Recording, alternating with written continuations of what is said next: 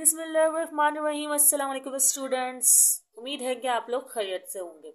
आज हम स्टार्ट कर रहे हैं क्वेश्चन नंबर 2। बहुत ही सिंपल है, जैसा कि मैं हर बार कहती हूँ, कभी कभी नहीं भी नहीं होता, लेकिन चले ये है वाकई है। ओके, अच्छा देखें, शो करना है आपको कि ये मैंने इजिकल टू क्यों बनाया है। एक मिनट, हाँ अब सही है, अब सम आ रहा है ना, पहले इजिकल टू लगा दिया था बाय मिस्टेक। आपको ये प्रूफ करना है कि ये जो आपको कॉम्प्लिकेटेड सी वैल्यू लग रही है ये 1 के बराबर है। बेचारा 1 तो इसके बराबर आ नहीं सकता, तो इसलिए आपको इसी को सॉल्व करना पड़ेगा। मतलब आपको लेफ्ट हैंड साइड को भी चूज करना पड़ेगा। तो लेफ्ट हैंड साइड को हम पहले चूज करते हैं, स्टार्ट करते हैं कि हमें करना क्या है। ये मैंने लेफ्ट हैंड साइड को लिख लिया, नहीं लिखा, अच्छा लिख लेते हैं ना। देखिए लेफ्ट हैंड साइड है हमारे पास साइन 90 डिग्री माइनस थीटा, चलो अच्छी बात है। फिर सम को छोड़ देते हैं अभी फिलहाल, यहाँ लिखते हैं कॉसेक 90 डिग्री माइनस थीटा। कुछ नहीं कर रही मैं, सिर्फ क्वेश्चन को कॉपी कर रही हूँ। क्वेश्चन कॉपी करना भी कुछ करना ही होता है वैसे तो। 90 डिग्री माइनस थीटा, ठीक है, खुद से तो कॉपी हो नहीं रही है, हम ही कॉपी कर रहे हैं।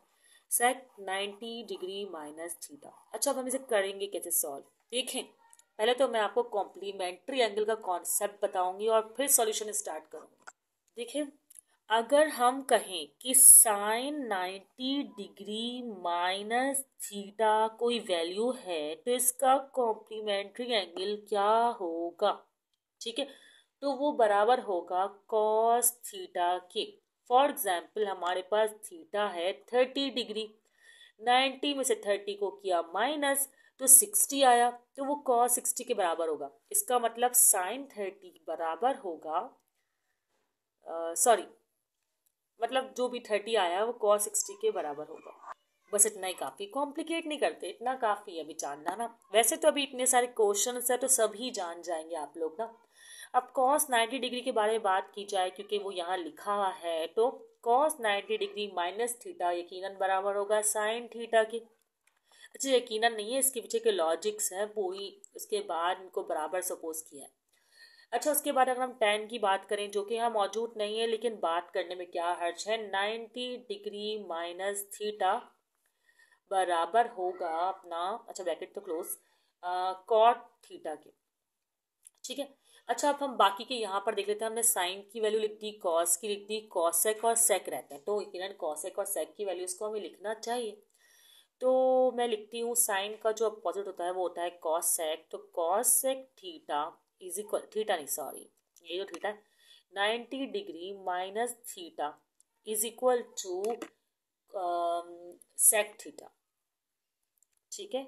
इसी तरह अगर हम सेक थीटा की बात करें तो क्या होगा, 90 degree minus theta is equal to cos sec theta. Easy, ये मैंने ब्रैकेट नहीं बनाना है, ब्रैकेट क्यों बनाएंगे भाई, हम ब्रैकेट नहीं बनाना, ठीक है। तो यहाँ पर ये हो गई कहानी मुकम्मल।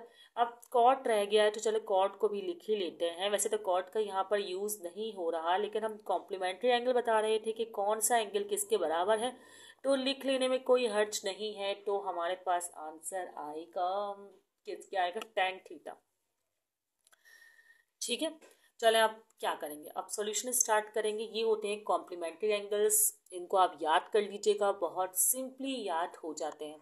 अब इस क्वेश्चन में हम जो यूज करने वाले हैं ना वो है एस वी नो साइन, ठीक है, और कॉस करने वाले हैं, ठीक है, यहाँ भी लिखते हैं। और जो इस्तेमाल कर रहे हैं, टेन को नहीं यूज करना, वो तो मैंने ऐसे ही लिख के बता रहे थे ना आपको, कॉसेक और सेक को यूज करना है। तो एज वी नो वो आप लोग को यहाँ क्वेश्चन के साइड में मेंशन करना है, ये मैंने आपको समझाने के लिए मेंशन नहीं किया।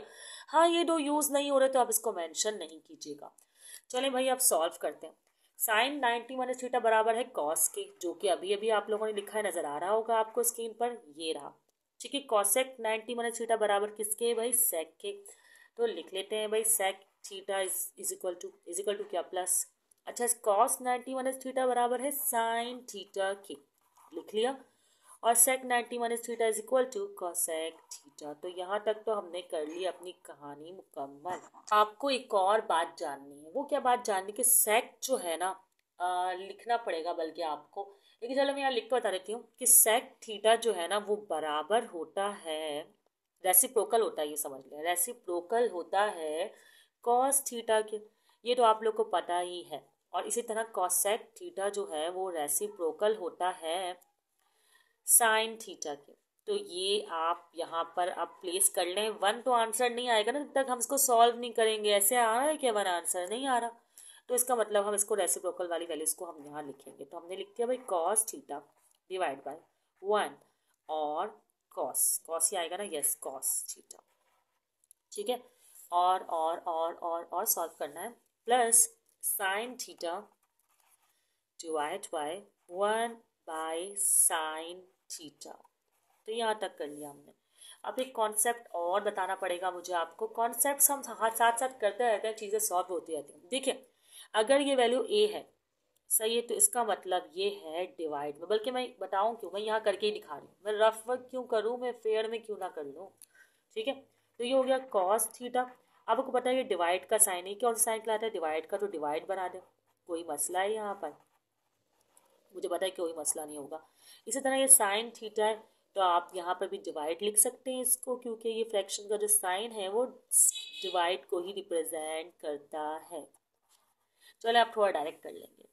डायरेक्ट क्या करेंगे कि भाई मल्टीप्लाई का साइन जब होगा तो ये वैल्यू रेसिप्रोकल हो जाएगी। मल्टीप्लाई का साइन करेंगे तो ये वैल्यू क्या हो जाएगी, रेसिप्रोकल हो जाएगी। तो यहाँ पर आएगा cos multiply by cos square theta. आपको ये बात पता है कि जब आप मल्टीप्लाई के साइन में से कन्वर्ट करेंगे तो उसने रेसिप्रोकल होना ही है।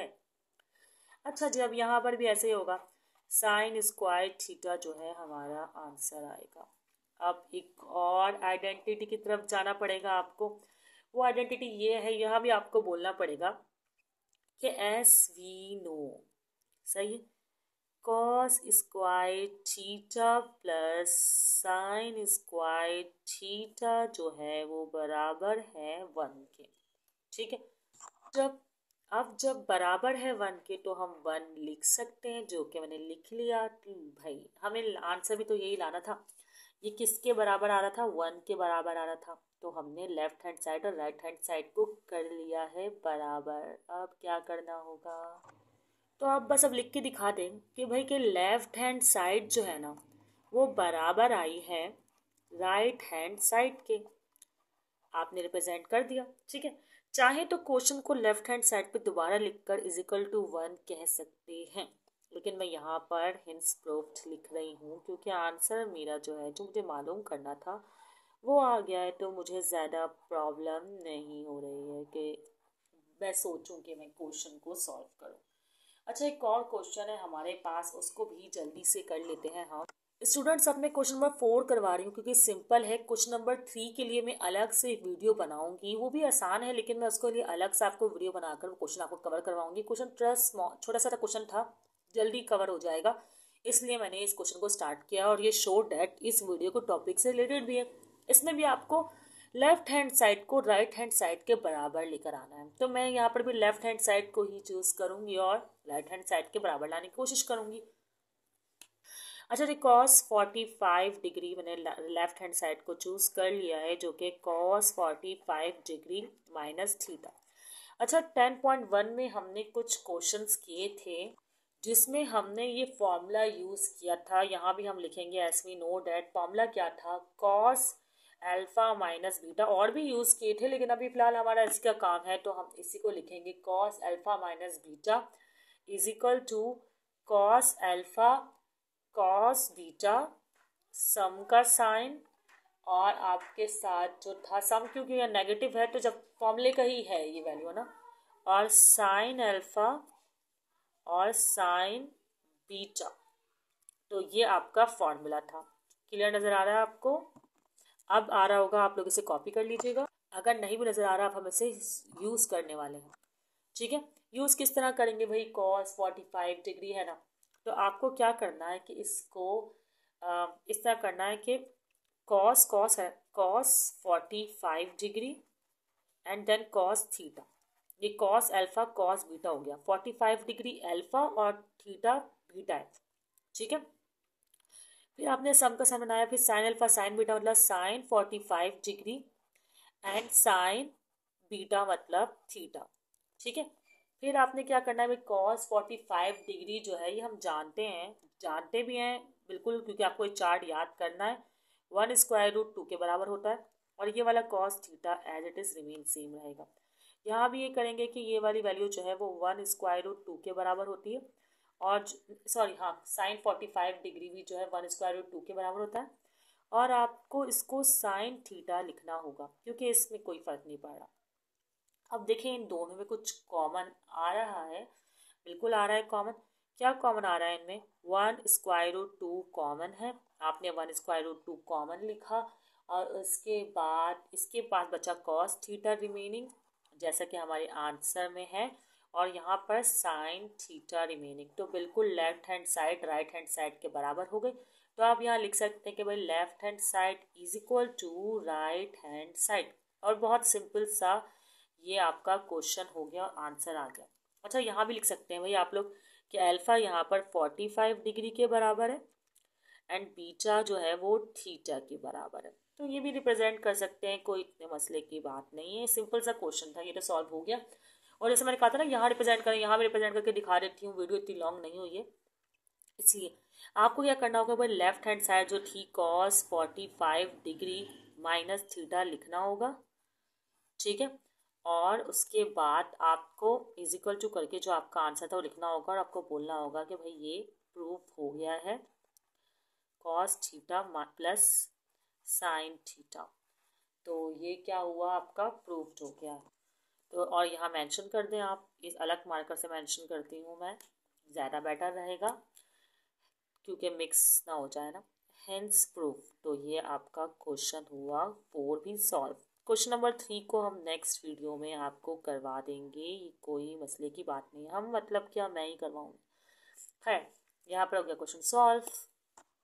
काइंडली वीडियो को दोस्तों को भी ज़रूर शेयर किया करें, इससे हमें भी अप्रिसिएशन मिलती है और दुआ में याद रखिएगा। अल्लाह हाफ़िज़।